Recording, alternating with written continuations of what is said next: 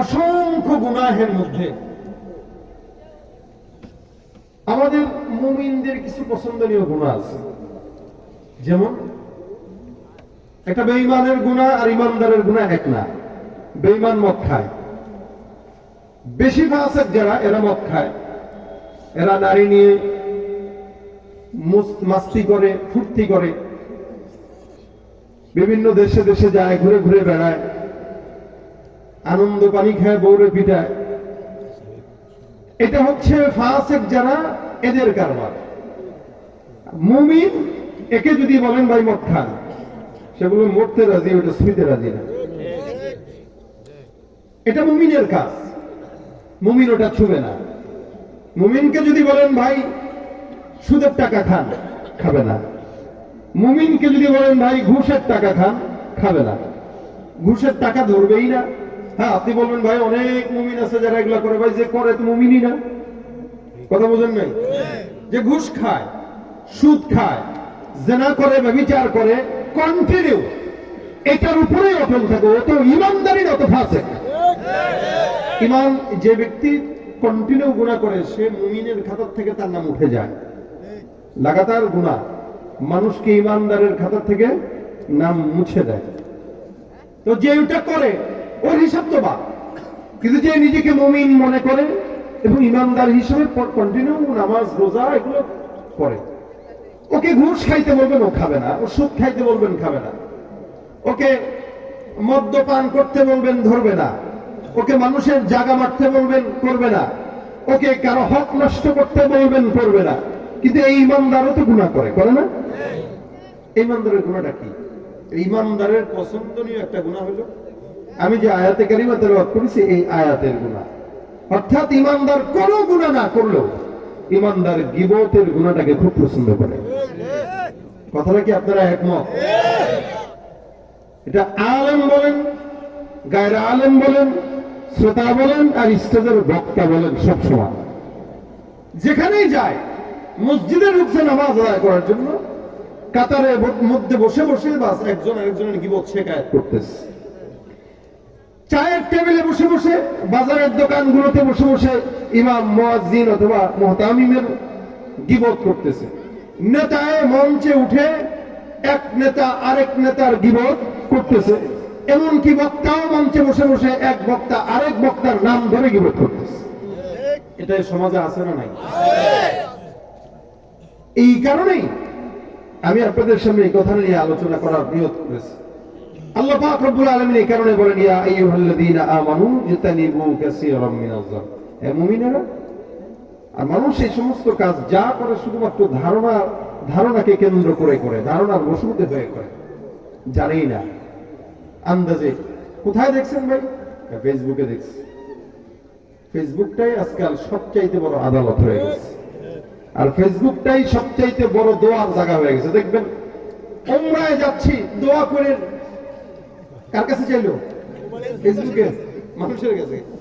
ওর যদি এতই দোয়া লাগে, সে আল্লাহর কাছে হাত উঠে বলবে, আল্লাহ তুমি সহজ করো। উমরার নিয়ত আছে না, ইহরাম করার সময়, আল্লাহুম্মা ইন্নী উরিদুল উমরাতা ফায়াসসির লি ওয়া তাকাব্বাল মিন্নি। এটা দোয়া শিখায় দিয়েছেন নবী। এটা দোয়া করে না, ওই দোয়া করার আগে ফেসবুকে দোয়া করে। ভাই দোয়া চাই, আসলে এটা দোয়া চাওয়া না, এটা দেখানি যে আমি আল্লাহর ঘরে যাইতেছি, আমার টাকা আছে। ফেসবুক সব। এই কারণে এখন যা হয়, সংসারের অশান্তি, কোন ছেলে কোন বউরে মারে, নাক ভস্কায় দেয়, সেটাও আজকাল ফেসবুকে আমাদের দেখা লাগে। আপনারা দেখেন না এগুলা? কত পাগল ছাগল সব ফেসবুকে। দুনিয়াদারির সব তামাম সফলতা, তামাম সমস্যা, তামাম সমাধান কেন যেন আমরা ফেসবুকে বানায় ফেলছি। দেখছেন কোথায়? ফেসবুকে দেখছি। কে কি করছে? মুখে এই করছে। দেখছেন? বলা কার কাছে দেখছেন? তাও নিজের চোখে দেখছি। কোথায়? ওই লোককে দেখছেন নিজে? বলে ওই লোকটা না, ফেসবুকে নিজের চোখে দেখছি। ফেসবুকে নিজের চোখে দেখছি, মানে সে সরাসরি দেখে নাই। এটাই হলো ধারণা। এই কারণে আল্লাহ পাক বলেন, ইজতানিবু কাসীরাম মিনাজ-যান, তোমরা ধারণা থেকে বাঁচো। কেন? ইন্না বা'দাজ-যান্নি ইসম। অধিকাংশ মানুষ যে ধারণা করে, এই ধারণার অনেক ধারণাই কি হয়? পাপ হয়, অন্যায় হয়। কেন? বান্দা ধারণা যেটা করতেছে এই 100টা ধারণার ভিতরে দেখা যায় 80টা ধারণা মিথ্যা। কেউ রাত্রেবেলা উঠে চুরি করতে, কেউ রাত্রেবেলা উঠে তাহাজ্জুদ পড়তে। এখন যে চোর ও তাহাজ্জুদ গুজার বান্দা কেউ দেখলে মনে করে সে চোর। যে দুর্নীতিবাজ সে দুনিয়ার সব নেতাকে মনে করে দুর্নীতিবাজ। যে আলেমটা দরবারি ও দুনিয়ার সব বুজুর্গ দেখতে মনে করে ওটাও দরবারি। যে নিজে গীবতকারী ও মনে করে দুনিয়ার সবাই গীবত করে, নিজের উপরে টেনে নেয় ধারণা। এই জন্য তার 100%-এর ভিতরে 80 ধারণাই হয় ভুল, অন্যায়, অপরাধ, পাপ। এখানে আল্লাহ পাক ঈমানদারদেরকে বলেছেন ইয়া আইয়ুহাল্লাযীনা আমানু, হে মুমিনেরা। দেখেন যতগুলো আয়াত আমি এর আগে একটু আগে বলেছিলাম ইয়া আইয়ুহাল্লাযীনা আমানু সব জায়গায় আছে। ইয়া আইয়ুহাল্লাযীনা আমানু লা তাকরাবুস সালাতা ওয়া আনতুম সুকারা, তার মানে মুমিনেরা মদ খাবে। আল্লাহ পাক তো বলছেন মুমিনরা তোমরা মদ্যপান অবস্থায় নামাজের কাছেও। আল্লাহ পাক বলেন ইয়া আইয়ুহাল্লাযীনা আমানু ইজতানিবু কাসীরাম মিনাজ মুমিনেরা তোমরা ধারণার বশীভূত হও না। আল্লাহ পাক বলেন ইয়া আইয়ুহাল্লাযীনা আমানু আমিনু, হে মুমিনেরা তোমরা ঈমান আনো। মানে সব আয়াতে আল্লাহ পাক ঈমানদারদেরকে ওয়াজ করেছেন। আজকাল অনেক ভাইরা আছে এরা বলে ভাই কাফেরদেরকে ইসলাম প্রচার করেন, আমরা তো ঈমানদার, আমাদেরকে বয়ান করে লাভ কি, আমরা তো মুমিনই, আমাদের মুসলমানই। অথচ এই সমাজে আল্লাহ পাক কোরআনেও বান্দাকে ঈমানদারদেরকে বয়ান করেছেন। কেন? দেখবেন মাদ্রাসায় যে ছেলেটা ভর্তি হয় ও মাদ্রাসায় যাওয়ার পরে দুষ্ট হয় বেশি। এটা তাজরিবা। কেন? মাদ্রাসার ছেলে দুষ্টামি করে, বুঝবেন। আর আপনি বলবেন আমি মাদ্রাসার বদনাম বলতেছি, বদনাম না, ভালো মতো বুঝবেন। মাদ্রাসার ছেলে দুষ্টামি করে, স্কুলের ছেলেও দুষ্টামি করে, কিন্তু এদের ভিতরে পার্থক্য কি? মাদ্রাসার ছেলে দুষ্টামি করে, নাফরমানি করে না। আর স্কুল কলেজের ছেলেরা দুষ্টামিও করে, অধিকাংশ নাফরমানিও করে। তাদের দুষ্টামি, মাদ্রাসার ছেলের দুষ্টামি আসমান জমিন তফাৎ। মাদ্রাসার ছেলে দুষ্টামি কেন করে? কারণ তার ভিতরে 24টা ঘন্টা কোরআনের তেলাওয়াত হয়। এলাকায় গাছের ভিতরে যদি বড়ই থাকে মানুষ ঢিল দেয়, যেই এলাকায় যেই ঘরে মেয়ে আছে ওই ঘরেই বখাটের নজর পড়ে। ঠিক তেমনি ভাবে যে ছাত্রের ভিতরে কোরআন তেলাওয়াত হয়, যার ভিতরে ইমানের নূর হয়, শয়তানও তাকে ঢিল দেয়। এই কারণে মাদ্রাসা ছেলে একটু দুষ্টামি করে। কেন? কারণ ও মাদ্রাসায় 24 ঘন্টা কোরআন পড়ে, 24 ঘন্টা জিকির করে। শয়তান ওকে খোঁচাবে না তো কাকে খোঁচাবে? এই জন্য শয়তান ওকে খোঁচায়। কিন্তু খোঁচাইলেও কোরআনের মহব্বতে, কোরআনের কারণে শয়তান খোঁচায় কুল পায় না। আর অন্য যারা আছে ওদেরকে খোঁচানো লাগে না। জন্মের পরে যেই খোঁচাটা দিয়েছিল এক খোঁচাতে সারা জিন্দগি বরবাদ হয়ে যায়। এই কারণেই নামাজ পড়লেও দুর্নীতি ছাড়তে পারে না, নামাজ পড়লেও ঘুষ ছাড়তে পারে না, নামাজ পড়লেও জেনা ব্যভিচার ছাড়তে পারে না, নামাজ পড়লেও এমন কোন গুনাহ নাই যেটা তার কাজা নাই। ইমানদারেরা নামাজ কাজা করে না, আর বদ্দিনরা গুনাহ কাজা করে না। মানে গুনাহ জীবনে যা আছে শয়তান যা দায়িত্ব দিচ্ছে সব পালন করে। এটা হলো ইমানদার আর বেঈমানের পার্থক্য। এখানে আল্লাহ পাক ইমানদারদেরকে বয়ান করেছেন। কেন? বলে ইমানদারদের বয়ান দরকার, এরা ইমানের পথে তো আছেই। এখন ভয় লাগে যেই ফিতনার জামানা, হয়তো 2-4টা খারাপ মানুষের সঙ্গে মিশে নামাজ ছেড়ে দিতে পারে। এই কারণে আকিমুস সালাহ। হয়তো ইমানদাররা কোন মানুষের সঙ্গে মিশে মদ পান করতেও পারে। এই কারণে ইয়া আইয়ুহাল্লাযীনা আমানু লা তাকরাবুস সালাহ, যেহেতু মদ পান করবা খবরদার এই অবস্থায় নামাজ পড়িস না, পবিত্র হয়ে নামাজে যা। ইয়া আইয়ুহাল্লাযীনা আমানু লা তাকরাবুজ জিনা, হে মুমিনেরা জিনার কাছেও যাও না। কারণ তোমরা হয়তো তোমাদের 2-4 জন বন্ধুর মাধ্যমে তোমরা তাদের সঙ্গে মিশার কারণে জিনার ব্যভিচারের নিকটবর্তী হতেও পারো। এখানে আমি আল্লাহ তোমাদেরকে বললাম খবরদার নিকটবর্তী হওয়া যাবে না। সব বয়ান আল্লাহ পাক ইমানদারদেরকে করেছে। এই জন্য আল্লাহ পাক এই আয়াতেও বলেন ইমানদাররা ধারণা থেকে দূরে থাকো। এই ধারণা বান্দাকে খারাপ পথের দিকে নিয়ে যায়। আর বান্দা সব করে জিহ্বা দিয়ে, জবান দিয়ে। কারণে সিদ্দিক আকবর আবু বকর রাদিয়াল্লাহু তাআলা আনহু একবার জবানটাকে এই পর্যন্ত বের করেছেন, এই পর্যন্ত ধরে টান দিয়ে বের করে একবার ডানে নেয়, একবার বামে নেয়। এক সাহাবী দেখে বলেন কি ব্যাপার বুঝলাম না, জিহ্বাটাকে জবান থেকে বের করে একবার ডানে একবার বামে, একবার ডানে একবার বামে কেন নেন? আবু বকর সিদ্দিক ডাক দিয়ে বলে সাহাবা একরামের দল, জিহ্বাটাকে আমি কেন বারবার জবান থেকে বের করে একবার ডানে নেই একবার বামে নেই, কেন জিহ্বাটাকে আঘাত দেই? আল্লাহর নবীর সাহাবী আবু বকর বলেন এই জিহ্বার কারণেই আমি দেখলাম জমিনের মধ্যে অধিকাংশ মানুষ যারা এই সমাজের মধ্যে বিপদগামী হয়েছে, লাঞ্ছিত হয়েছে, অসম্মানিত হয়েছে, এরা তাদের জিহ্বার কারণে জমিনের মধ্যে অসম্মানিত হয়েছে। জবানে যখন কথা বলে কোনো হুঁশ থাকে না, একটা বলে আবার কিছুদিন পরে মাফ চায়, একটা বলে কিছুদিন পরে আবার মাফ চায়। কদিন আগে একটা পাগল দেখছেন এই সমাজের ওলামা একরামদেরকে নিয়ে মন্তব্য করে আবার মাফ হয়েছে, দেখছেন কিনা? কথা কয় না? পাগলরা কি কইছে, কয় শালা আলেমরা সব খারাপ, আলেমরা শালা সব খারাপ।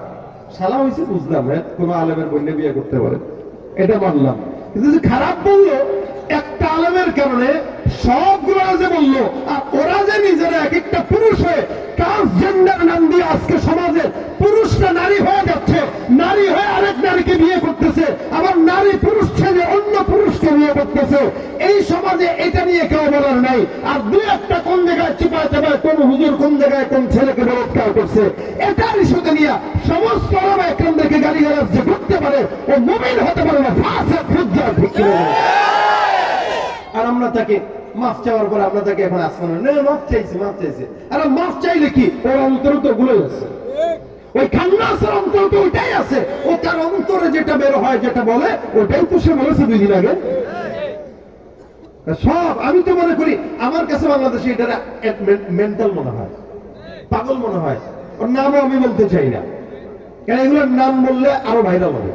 আর নাম দিয়ে দিয়েই তো আপনারা ওই যে বগুড়ার একটা ভাইরাল করছেন, এখন নির্বাচনে দাঁড়ায়, কিছুদিন পর এই করে, এই খেলা দেখায়, সেই খেলা দেখায়। সব পাগল ছাগল গুলো আজকে জমিনের ভিতরে মানুষের রুহের খোরাক হয়ে গেছে, কেমন জানি অবস্থা।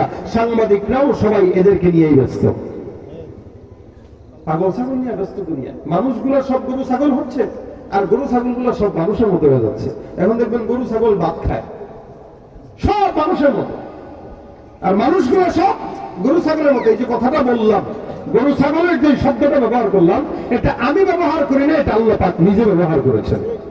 এদের ব্যাপারে আল্লাহ পাক বলেছেন উলাইকা কাল আনামি বাল হুম আদাল, এগুলো সব হলো গরু ছাগলের মতো, হায়াওয়ানের মতো, জানোয়ারের মতো, বরং না না তার চাইতেও খারাপ, ঠিক কি না? যাদের কাছে আলেম ইসলাম কোরআন পছন্দ হয় না, এরা নিজেকে মুমিন দাবি করে। যদি বলে আমি নামাজ পড়ি, আমি তো মসজিদে দান করি, আমি তো মাদ্রাসায় দান করি, আমি এলাকায় মাদ্রাসা চালাই, এই মাদ্রাসা সে কেন চালায় জানেন? এ দান্দাবাজি করার জন্য। আলেমরা যদি কখনো ঘরে বলতে পারবো যে আমি মাদ্রাসা চালাই, এটা ধান্দা, এটা কি তার? আমাদেরকে বলে আমরা ধর্ম ব্যবসায়ী, আমাদেরকে বলে আমরা ধর্ম ব্যবসায়ী। আচ্ছা বলেন তো, এখানে কেউ কি আছেন যে একদিনের জন্য নামাজ আদায় করছেন? কি বলেন? কথা বুঝেন নাই? আপনারা কি নামাজ কি একদিনের জন্য পড়েন না সারা জিন্দেগীর জন্য? আমি কি নামাজ একদিনের জন্য পড়ি? অর্থাৎ আমার কাছে যখন নামাজ ফরজ হয়েছে তখন থেকে পড়া শুরু করে এখন থেকে আলহামদুলিল্লাহ পড়তেছি। এবং ইনশাআল্লাহ নিয়ামত যদি আল্লাহ পাক হায়াতের নিয়ামত মৃত্যু পর্যন্ত 60 বছর রাখে, 60 বছর করব। নিয়ত আছে নি? আমি কেন ধর্ম ব্যবসায়ী? অথচ সে নামাজ পড়ে নির্বাচন আসার আগে। কথা কয় না? আসতে বলেন কেন? জোরে বলেন। সে নামাজ পড়ে উলামা একরামদের নজরে পড়ার কারণে হুজুরের বলে হুজুর আমি নামাজ পড়ি, আমি তাহাজ্জুদ পড়ি, আমি তেলাওয়াত করি, আমি হজে যাই। এটা হুজুরদেরকে বলার জন্য সে পড়ে, হুজুরদেরকে বলার জন্য সে হজে যায়, হুজুরদের প্রেম নেওয়ার জন্য সে দান করে। আর ধর্ম ব্যবসায়ী বলে আমাকে, যেই ব্যক্তিটা নিজের স্বার্থের জন্য এই সমস্ত কথা বলে, এই জমিনের সবচাইতে বড় ধর্ম ব্যবসায়ী সে। দেশের লাগি মহামারীর মতন চাইলে কলম ঠেকাইয়া চালায় শুধুই নির্যাতন।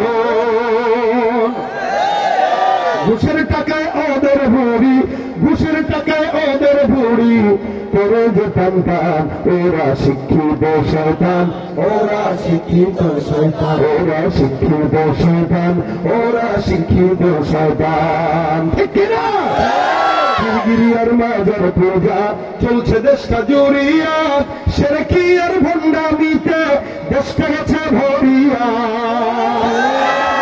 কিতাব মারিয়া গাজার কলকি টান মারিয়া দেখায় খাদের শান। ওরা শিক্ষিত শয়তান, ওরা শিক্ষিত শয়তান, ওরা শিক্ষিত শয়তান, ওরা শিক্ষিত শয়তান। যেখানে যাই ভেজালেতে ভরে গেছে দেশটা, ব্যবসায়ীরা ওরা তারাতি কালো টাকায় হাত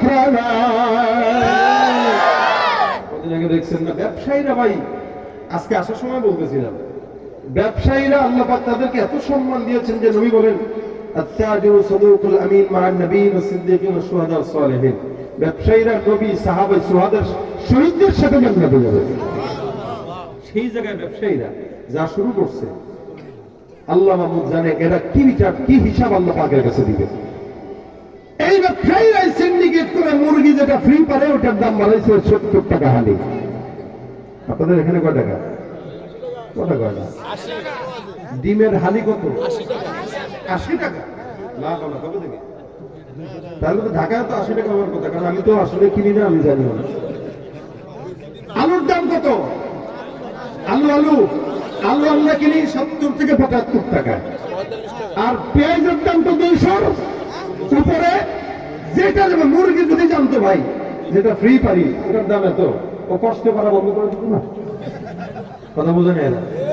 মুরগি যদি জানতো আমার নিয়ে এত রাজনীতি চলে। কদিন আগে দেখলাম ভোক্তা অধিদপ্তরের ওই অফিসারটা এক হুজুরে ধরছে, দাড়িওয়ালা, বিশাল মুরগি, মনে হয় জান্নাত থেকে বলে আসছে মাত্র। জায়নামাজ বেচতেছে, নাম কি দিছে জায়নামাজের? রিয়াজুল জান্নার জায়নামাজ, রিয়াজুল জান্নার জায়নামাজ। অর্থাৎ এটা নাম আর কি, এটা নামটাই তো ধান্দার নাম। রিয়াজুল জান্নার রাসূল সাল্লাল্লাহু আলাইহি ওয়াসাল্লামের হুজরা শরীফ থেকে যেই মসজিদটা তখন ছিল ওটা হলো দুনিয়ার জান্নাত। ওই জায়গায় একটা কার্পেট বিছানো থাকে, ওইটার কালার যায়, কালারও তা এরকম। এটা আমি মদিনা শরীফ থেকে রিয়াজুল জান্নাত থেকে নিয়ে আসছি। পরে তাকায় দেখে এটা হলো চক বাজারের 2 নম্বর মাল।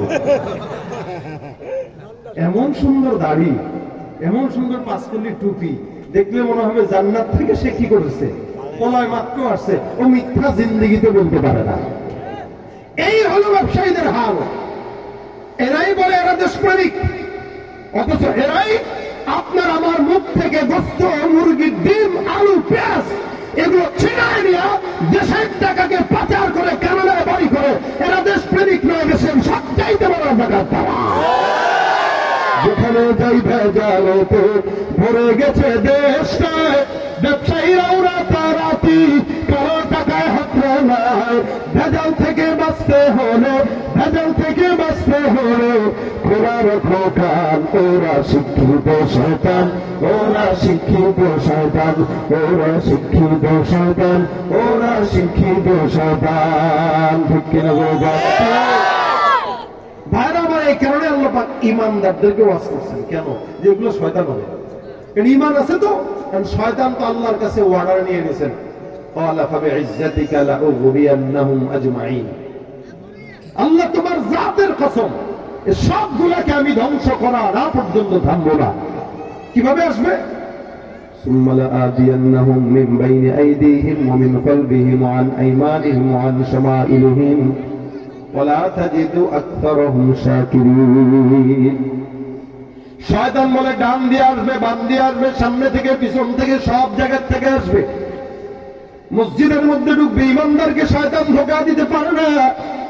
ইমানদার নামাজ আদায় করে, রোজা রাখে, যাকাত দেয়, হজ করে, কোনদিন ঘুষের টাকাও ধরে না, সুদের টাকাও ধরে না, দুর্নীতিও করে না, মিথ্যা কথাও বলে না। ইমানদার মসজিদে গেছে, এখন শয়তান কয় ইমাম সাহেব কেন দেরি করে আসলো, একটু কিছু বল না। এখন এই ইমাম সাহেব দেরি করার কারণে এই ইমানদার নামাজি বান্দাকে শয়তান প্ররোচনা দিয়ে গীবত করায়। কি দেখছেন? হুজুর প্রত্যেকটা দিন বউরে এত মহব্বত করে, কি বিয়ে করছে, মানে আমরা বিয়ে করিনি, সারাদিন বরকলের মধ্যে হয়ে থাকে, প্রত্যেকটা একটু দেরি করে আসে। অথচ ইমাম সাহেব মাদ্রাসায় পড়াইতেছে। এই যে আন্দাজে ধারণা করে শয়তান বলাই দিল, এটা তো ঘুষখোরকে বলাইতে পারবে না, যার কারণে ইমানদার নামাজে বলায়। এই কারণে ইমানদারের কাছে সবচেয়ে পছন্দের গুনাহ গীবতের গুনাহ। আল্লাহ পাক ডাক দিয়া বলেন, ইউহিব্বু আহাদুকুম আন ইয়াকুলা লাহমা আখিহি মাইতান ফাকারিহতুমুহু। এই বান্দার, তোমাদের কাউকে এটা পছন্দ যে কোন বান্দা দিদি নিজের আপন ভাইয়ের মৃত ভাইয়ের গোস্ত খাবে? বলে না না, এটা তোমরা অপছন্দ করো। সুতরাং তুমি ইমানদার হওয়ার পরে তুমি তোমার আপন ভাইয়ের মরা গোস্তকে যদি খাওয়া পছন্দ করো, তাহলে কিভাবে তুমি একজনের গীবত করো, শিকায়ত করো? এই জন্য আবু বকর সিদ্দিক বলেন, আমি আমার জবানটাকে বারবার টান দিয়ে আমি তাকে বিচার করি, খবরদার জবান দিয়ে যদি কোনো কথা বের হয় ভালো কথা বলবা, কারণ জবানের কথার বহু দাম। এই কথা যদি ভিতরে থাকে স্মরণের মতো দামি, বাহিরে বের হলে দুই হালত হয়তো দুর্গন্ধ ছড়ায়, নয়তো সুগন্ধি ছড়ায়। কিন্তু এই সমাজের অধিকাংশ মানুষের কথা দিয়ে দুর্গন্ধ ছড়ায়, ঠিক কিনা বলবেন? যখন কথা বলে হিংসা নিয়ে কথা বলে, আর ইমানদাররা গীবত কেমনে করে জানেননি তো ভাইরে? গীবত হইলেও বলি, কি করব শুনেন না, জানি গীবত, তারপর বলি এই কথা বলে তারপরে শুরু করে। আপনি তো জানেন গীবত, তো জানি গীবত, এরপরেও শুনেন না। ভাই সতর্ক করা দরকার আছে তো আপনারে। আমরা সতর্ক হইবেন না? আপনি যদি এর লোক চলেন তো আপনি তো ক্ষতিগ্রস্ত হইবেন। কে দায়িত্ব দিচ্ছে আপনার এমনি সতর্ক করা? সাহাবা একদম ডাক দিয়া বলে, ইয়া রাসূলুল্লাহ, তার ভিতরে যদি ওই দোষটা থাকে, আমরা যদি সেটা বর্ণনা করি, কি নবী বলেন এই তো গীবত। আম্মা জান আয়েশা একবার নবীর অন্যতম একজন বিবি, এই বিবির ব্যাপারে ডাক দিয়া বলতেছেন, এই মেয়েটা তো খাটো। হযরত সাফিয়া রাদিয়াল্লাহু তাআলা আনহা তার ব্যাপারে আম্মা জান আয়েশা বলেন, হুজুর কি দেখে পছন্দ করছিলেন একটা খাটো মেয়ে? সাধারণত আমরা বলি, আরে লোকটা একটু খাটোই, হ্যাঁ দেখতে শুনতে এত সুন্দর, কিন্তু লোকটা খাটো। এই যে তার এই একটা দোষের ব্যাপারে আপনি দুই চারজন আলোচনা করলেন, এরকম আর কি আম্মা জান রাসূলকে বলতেছেন, হুজুর আপনি তারে পছন্দ করছেন ঠিক ভালো, আমার চেয়ে খাটো, কিন্তু খাটো, এতটুকু কথা বলছেন। রাসূল সাল্লাল্লাহু আলাইহি ওয়াসাল্লাম বলেন, আয়েশা লা হাওলা ওয়ালা কুওয়াতা ইল্লা বিল্লাহ, ইস্তিগফার করো, ইস্তিগফার করো, আল্লাহকে ভয় করো। কেন তুমি যেই মন্তব্যটা সাফিয়ার ব্যাপারে বললা তার অগোচরে, এই মন্তব্যের গুনাহ এমন মারাত্মক, সমুদ্রের মধ্যে তোমার মন্তব্যের গুনাহটাকে যদি নিক্ষেপ করা হতো, সমুদ্রের পানি কালি হয়ে যেত, তবুও তোমার গুনাহের কালি শেষ হতো না। এ মুসলমান, এই কারণে আম্মা জান আয়েশা রাদিয়াল্লাহু তাআলা আল্লাহর কাছে বারবার ক্ষমা চায়, আল্লাহ তুমি মাফ করে দাও। আল্লাহর হাবিব বলেন, খবরদার মানুষের ব্যাপারে মন্তব্য করতে গেলে সাবধান, কারণ গীবত এমন একটা মারাত্মক গুনাহ।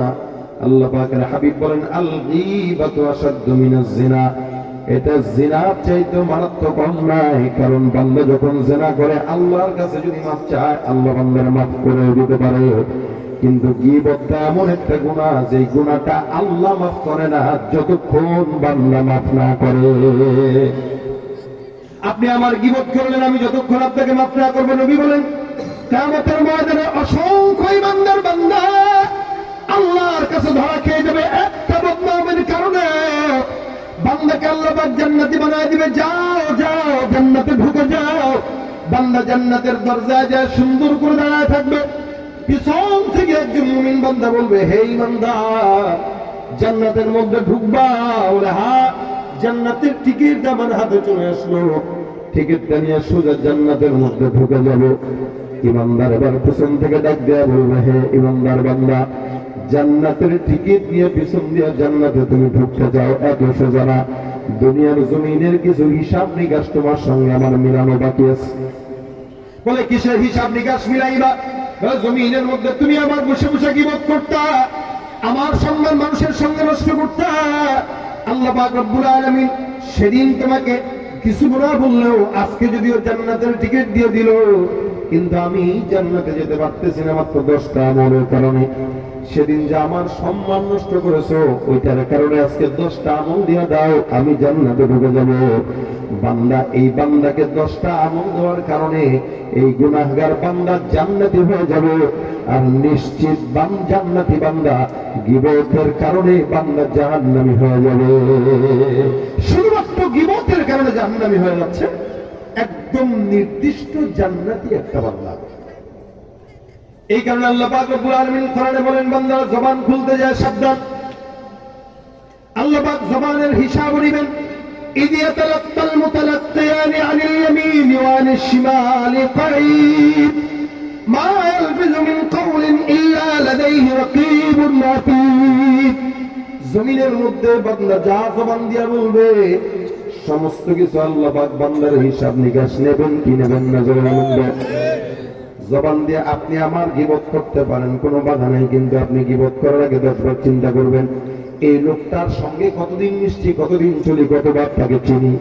না দেখা না চিনা, দূর থেকে দেখার চিনি তো বন্ধ এগুলা আজীব। আপনি আমার সাথে চলছেন, চলেন নাই, সফর করছেন, করেন নাই, লেনদেন করছেন, বলেন নাই, কথা বলছেন, বলেন নাই, কিছুই তো আপনি জানেন না, তো আপনি কেমন আন্দাজ আমার এই কথাটা বললেন? নামাজটা পড়ে বেরোয় টুপিটা মাথায় দিয়া সিগারেট একটা ধরে চার দোকানে যায় জানেননি এই হুজুরটা এমন, ওই ইমাম সাহেবটা এমন, ওই মৌলভী সাহেবটা এমন, নিজের তলায় দোষের খবর নেই, আরেকজনের দোষ তালাশ করতে যায়, নিজের সব আমল বরবাদ করতেছে, তার কোনো হোশ নাই, ঠিক কিনা? এই জন্য আল্লাহ পাক রব্বুল আলামিন কোরআনে বলেন, খবরদার কেউ কাউকে ছোট মনে করবে না।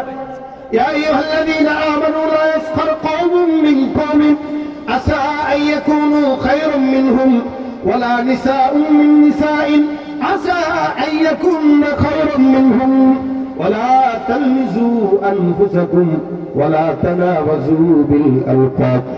জমিনের পুরুষরা আল্লাহ পাক রব্বুল আলামিন ডাক দেয়া বলে, পুরুষরা একে অপর কওমকে তোমরা খারাপ মনে করবে না, ছোট মনে করবে না, একদল অমুক দলে গালি দিবা না, অমুক দলে খারাপ বলবা না। আবার হে নারীরা, তোমরা এক নারী আরেক নারীকে খারাপ মনে করবা না, ছোট মনে করবা না, কারণ বান্দার দিলের হালত জানেন কে? জোরে বলেন কে?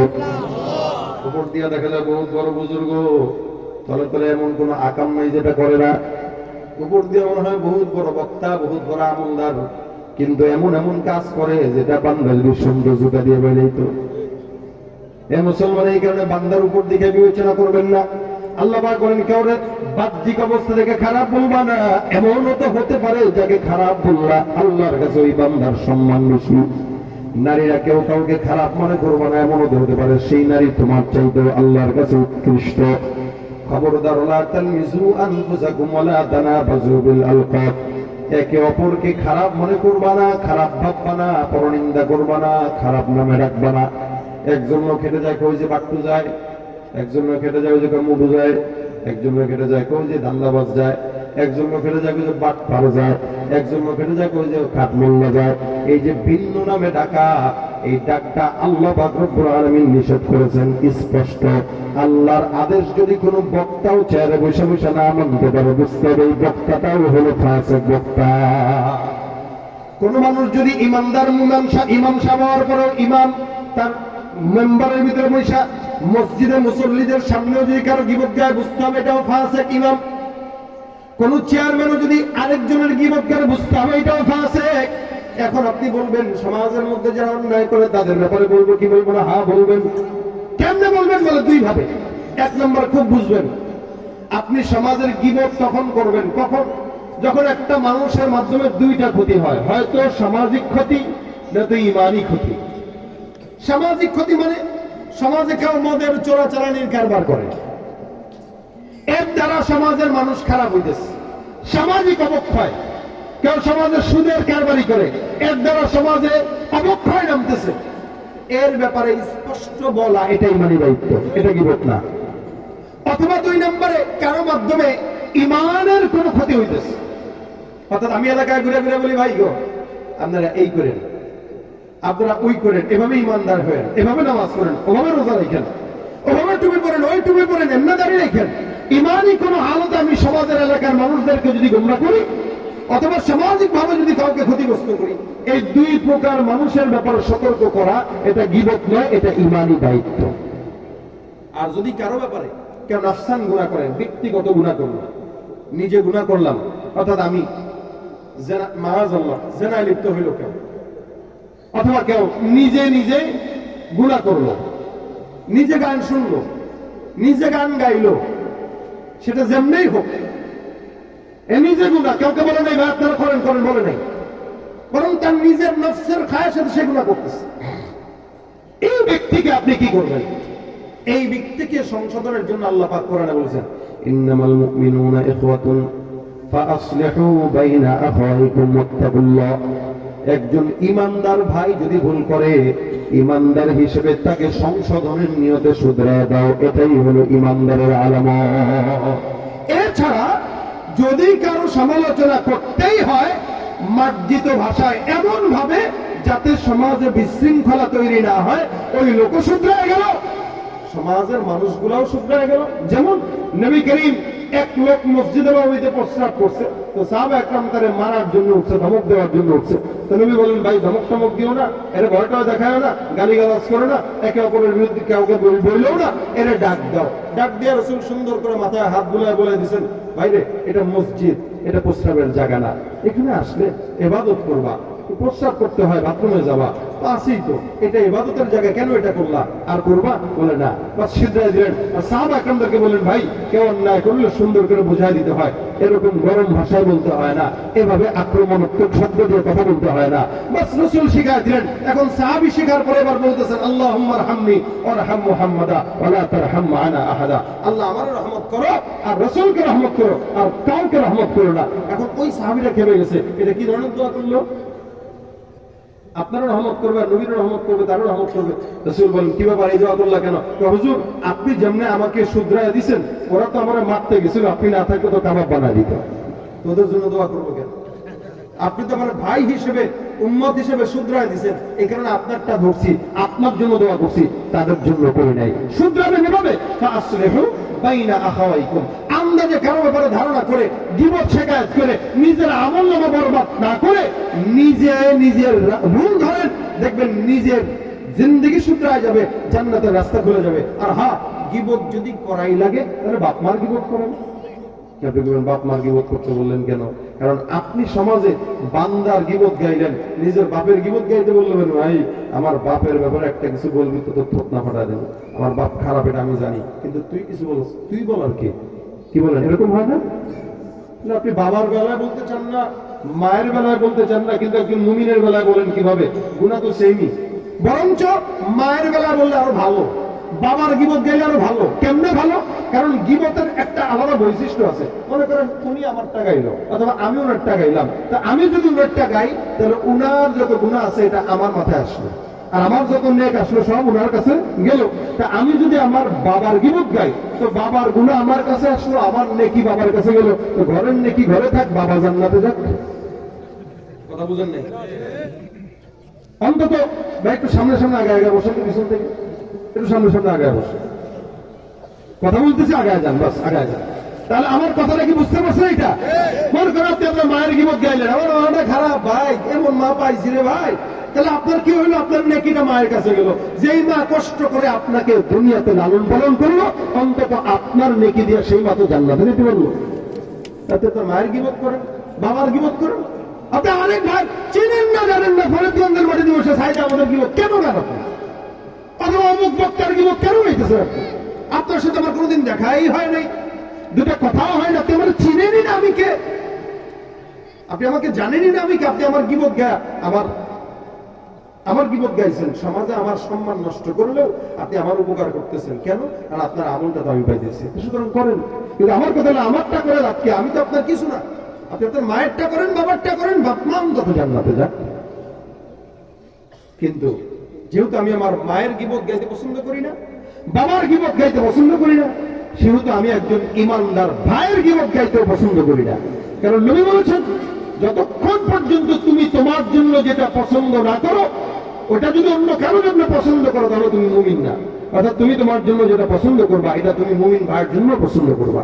তুমি যদি তোমার গীবত কেউ এটা পছন্দ না করো, তাহলে তুমি কিভাবে আরেক ভাইয়ের গীবত করো? এই জন্য আজকে থেকে নিয়ত করেন, আর কেউ গীবত করবো জবান দিয়া উল্টা পাল্টা কারোর উপরে কোনো মন্তব্য করবো না।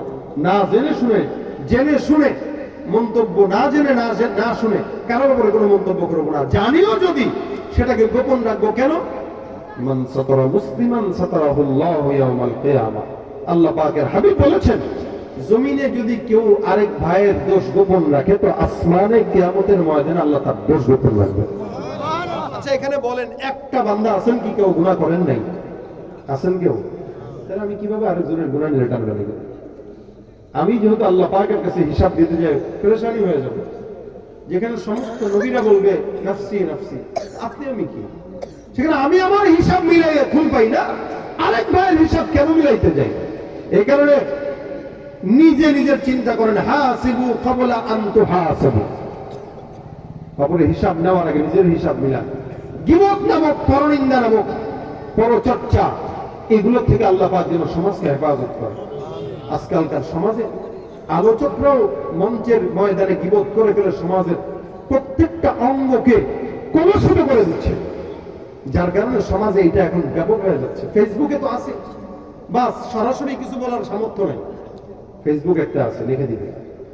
তুই আমার সরাসরি বল, সরাসরি তো বলতে পারবো না, ভয় পাই, ফেসবুকে লিখে দিবে। আবার কেউ যদি কারো বিরুদ্ধে লেখে, আরেকজন এসে কমেন্টে খোঁচা দিয়া বলো, ভাই চালিয়ে যান, চালিয়ে যান, আসি আমরা। মানে সে ওকে গীবত করতে আরো উদ্বুদ্ধ করে দিল। আবার কেউ কথা এসে, ভাই লিঙ্ক আছে নি, লিঙ্ক দেন। আমরা কি করতেছি এগুলো বলে? ধরলাম কেউ অন্যায় করার পরে তার কোন গুনাহ জমিনের প্রচার হইল, জমিনে গুনাহ তো তখন প্রচার হয় যখন এটা প্রচার পায় আগে, তারপরে প্রসার হয়। তা আপনি লিঙ্কটা দেখার মাধ্যমে প্রচার করলেন এবং প্রসারও করলেন, এবং এই গুনাহটা যদি আগে কেউ জানতো যে এটা করা যায় না, এটা যদি কারো জানা না থাকে, ওই গুনাহটা দেখার পরে এবার সে শিখলো যে এরকম গুনাহ করা যায়। তাহলে আপনিও কি করলেন? এই গুনাহটার প্রচার প্রসারের একজন সহযোগী হইলেন। এখন আপনি বলেন, ওই গুনাহগার তো হয়তো আল্লাহর কাছে মাপ চেয়েও নিতে পারে, কিন্তু আপনি প্রচারের মাধ্যমে আপনি যে এই গুনাহটাকে আরো 10 জনকে করার সহযোগিতা করলেন, আপনার হালত কি হবে আল্লাহর কাছে? আপনি কি জবাব দিবেন আল্লাহর কাছে? আমরা সমাজের প্রত্যেকটা জায়গায় যদি হাঁটতে হাঁটতে চিন্তাগুলো করতাম, আল্লাহর কসম একটা গুনাহ আমরা করতে পারতাম না, কিন্তু আমরা হাঁটতে হাঁটতে করি না। এই জন্য এটার নাম তাকওয়া। তাকওয়া কি? প্রত্যেকটা চলার রাস্তায় পা ফেলার আগে ভাববেন যে রাস্তায় কাঁটা আছে, কাঁটা যেন আমার পায়ে না ঢুকে, এরকম চিন্তা ভাবনা করে চলার নাম হলো তাকওয়া। তাকওয়াবান মানুষ কোনোদিন গীবত শিকায়াত করে তার আমল নষ্ট করতে পারে না। সুতরাং আজকের এই মাহফিল থেকে আমরা চিন্তা করব, একটা মানুষও আমরা আজকে থেকে কারো ব্যাপারে কোনো গীবতের মজলিস যদি বসে, আপনি যদি ওই মজলিসে থাকেন, যদি দেখেন কেউ গীবত করতেছে, আল্লাহর ওয়াস্তে ওই মজলিস থেকে উঠে যাবেন। হয়তো আপনাকে কেউ বলবে, হ্যাঁ দরবেশি দেখায়, দরবেশি এমন হয় কোনোদিন গীবত গায় না। আরে ভাই গাইছি, এগুলো আজীবন গাবো? একসময় বুঝি নাই তাই গীবত করছি, এখন তো বুঝি, তাই এখন থেকে ছেড়ে দিলাম। বলেন সে কি দিলাম? ছেড়ে দিলাম। আমি চেষ্টা করি ইনশাআল্লাহ কারো ব্যাপারে ফেসবুকে বিরুদ্ধে না লেখা এবং কারো ব্যাপারে অযাচিত মন্তব্য না করা। হ্যাঁ, অনেক সময় হয়ে যায়, কারণ বন্ধু বান্ধবরা একসঙ্গে মিললে আড্ডা তো হয় না, বরং গীবতের আড্ডা হয়। এবং এটা এত মজা, গোস্ত খাইতে যেমন মজা, এটাও মজা, কারণ এটা গোস্ত খাওয়া, এটা দুনিয়াতে গরুর গোস্ত খায়, আর এটা হলো মরা বাইরের গোস্ত খাওয়া। গোস্ত খাইতে মজা না, এই কারণে মানুষ গীবত করতে মজা পায়। এই জন্য আমার জন্য আগে দোয়া করবেন যেন আমি বাঁচতে পারি, আপনারাও বাঁচার চেষ্টা করবেন, কারণ আমরা এমনিও আমল করতে পারি কম। 2-4টা আমল যাও করি, এটা যদি গীবতের মাধ্যমে নষ্ট করি ভাই, তাহলে আল্লাহর কাছে জান্নাত পাবো কি দিয়ে বলে? এমনি তো ইবাদত নাই, আমল নাই, নামাজ নাই, রোজা নাই, হজ যাকাত কিচ্ছু নাই, এরপরেও যদি এটা নষ্ট হয়, তাহলে আল্লাহর কাছে জবাব দেওয়ার আর কিচ্ছু থাকবে না। আল্লাহ পাক যেন আমাদেরকে গীবতের এই রোগ থেকে হেফাজত করে বলেন আমি। আজকে থেকে, এখন থেকে আমি সহ নিয়ত করলাম ইনশাআল্লাহ কারো ব্যাপারে না জেনে কোনো মন্তব্য করবো না, গীবত করবো না। কারা কারা হাত তুলে রাখেন ইনশাআল্লাহ? আল্লাহ তুমি আমাদেরকে তৌফিক দান করো। আমার কাছে একজন আমেরিকা থেকে ফোন দিয়া কয়, আপনি গো পীর সাহেব, কোন পীর সাহেব? ওসামা পীর সাহেব, এ তো বহুত বড় বন্ড। এই কয়েকদিন আগে ওকে আপনারা কে বলছে? আরে জানি, ভালো জানাস, আপনিও তো কম না, মানে সরাসরি অ্যাকশন। কেমনে? আপনি যদি বন্ড না হইতেন, আপনি এরকম, আপনারা তো ভালো মনে করছি, সে আমাকে আগে আমার ইমোশনালে আঘাত দিয়ে বলতেছে, আপনারা ভালো মনে করতাম। আপনি এই যে দেখেন, একটা লিঙ্ক পাঠাইছে, ভিডিও কি লিঙ্ক, লিঙ্কে ঢুকে দেখি, ওই কোন দিন এক মজলিসে বসে বন্ধু বান্ধব ওলামা একরামরা মিলে একটা গজল গেছি, মাওলা তোমার লীলা খেলা, কেউ বুঝে কেউ বুঝে না, এটা একটু গাইছি মজা করে। এখন কয়েকজন ছিল বলছে একটু গান, তো গাইছি। এটার ভিতরে কি হারাম কিছু আছে নি? এমনি গাইছি, আর গাইছি, আর কয়েকজন আইসা মাথাটাতে এমনি নাড়াইছে, আর আমার এই লিঙ্ক দিয়ে বলছে কি দলিল আপনি বন্ধ, এই যে দলিল। আমি অবাক ভাই, আপনারা আমেরিকায় থাকেন, আপনারা শিক্ষিত মানুষ, এভাবে মন্তব্য করে ফেললেন। আর আমার এই মাথা নাড়ার কারণে পীর সাহেব পর্যন্ত বন্ধ। কেন? আপনারা পীর সাহেব তো এগুলাই করে, যে লাফালাফি করে, নাচানাচি করে, আর নাচানাচি যে করে সে বন্ধ হইতে পারে। ধরলাম আপনি যদি বন্ধ বলেন যে লাভ দিয়ে গাছে উঠতেছে, সে বন্ধ হইতে পারে। আপনি পীর সাহেব বন্ধ বলেন কেন? না, মুরিদ যেমন পীর এমনই হয়। এটা কোন ধরনের কথা? মুরিদ যেমন পীর তেমন। এখন অসংখ্য চরমের পীরের মুরিদরা আছে যেগুলো সিগারেট খায়। মুরিদ আছে কিন্তু খাইতো যে আগে, ওটা ছাড়তে পারে না। অসংখ্য মুরিদ আছে, সব মুরিদ তো ভালো না। একটা পীরের দরবারে লক্ষ মানুষ যায়, কিন্তু সবগুলা কি ভালো? সবগুলা কি ভালো? ভালো মানে ভালো হওয়ার জন্য যায়? কিছু আছে ভুল ধরার জন্য যায়, কিছু আছে খোঁচারির জন্য যায়, আর কিছু আছে ইসলামের জন্য যায়। মাহফিলেও কিন্তু সব লোক ভালো হওয়ার জন্য আসে না, কিছু দেখার জন্য আসে, কিছু ভুল ধরার জন্য আসে। তাহলে এখন আপনি বলবেন শ্রোতা যেমন বক্তা তেমন। অনেকে তো সন্তান যেমন মা তোমার, আরে ভাই সন্তান 14 জনের সঙ্গে পীড়িত করে বেড়ায়, জামানার আবহাওয়া খারাপ, তাই তাই বলে কি মা করে বেড়াচ্ছে? কেমনে বলবেন আপনি? আর সে আমারে দেখে বলতেছে আমরাও বললাম বীরও বলবো। আমি তো ভাই আপনি ভুল বলছেন, আমি চরমনের পীর সাহেব হুজুরের হাতে বায়াত এখনো পর্যন্ত হই নাই, তবে আমি মরহুম পীর সাহেব হুজুরের হাতে একবার ছোটবেলায় বায়াত হয়েছিলাম, যখন আমার উপরে শরীয়তের কোনো হুকুমই ছিল না। সে এই হেফজখানা করি আসছিল, এই কালো মানুষটা দেখতে গেছিলাম, তো রশি এমনি দিছে, এমনি ফালাইছে, ফালানোর পরে ওই ফালান ধরে ধরে বায়াত হয়েছি, কান্নাকাটি করে বায়াত হয়েছিলাম। এরপর আর হই নাই, ওই ওই বায়াতেই আছে আর কি। তাহলে আমার এটা দেখা সে বলতেছে যে আপনার বীরও বন্ধ। আপনি যে মন্তব্য করছেন এই মন্তব্যের জন্য আল্লাহর কাছে মাফ চান। কেন? আপনি মারাত্মক ভুল করছেন, কারণ আপনি বাহ্যিক অবস্থা দেখে বলছেন। আপনি কোনোদিন পীর সাহেবের সাথেও কথা বলেননি, আমার সাথেও কথা বলেননি, সরাসরি দেখাও করেন নাই, না জেনে মন্তব্য করছেন। এখন মন্তব্য করার কারণে একটা ফায়দা হয়েছে, আপনার নেকি আমি পাইছি, কিন্তু আমার গুনাহ কিন্তু আপনার কাছে চলে গেছে। এটা বলার পরে সে না আসলে আমি, অনেক মানুষ অনেক কথা বলে, তো অনেক কথা বলে আপনি শুনে বলবেন কেন? শিক্ষিত মানুষ এটা তো একটা হাজার হাজার এরকম আছে যারা না জেনে মন্তব্য করে উল্টা পাল্টা কথা বলে। আল্লাহ পাক আমাদেরকে এই সমস্ত কথা থেকে হেফাজত করুন।